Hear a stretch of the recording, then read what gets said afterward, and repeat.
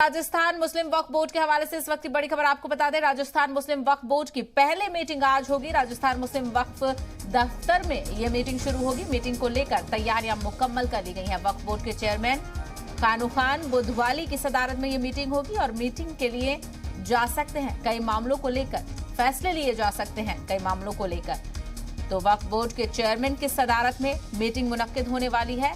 राजस्थान मुस्लिम वक्फ दफ्तर में ये मीटिंग होगी और मीटिंग में देखना ये होगा कि किन अहम फैसलों पर लेकर बातचीत हो सकती है, क्योंकि राजस्थान में कई मामलों को लेकर वक्फ के मसले उठ रहे हैं। तो आपको बता दें, राजस्थान मुस्लिम वक्फ बोर्ड की पहली मीटिंग आज होने वाली है। राजस्थान मुस्लिम वक्फ दफ्तर में ये मीटिंग होगी। मीटिंग को तलब किया गया है और तमाम तर तैयारियां मुकम्मल कर ली गई हैं। तमाम तर जो मेंबरान हैं वक्फ बोर्ड के, वो इस मीटिंग में शामिल होंगे और कई मामलों को लेकर इस मीटिंग में फैसला लिया जा सकता है।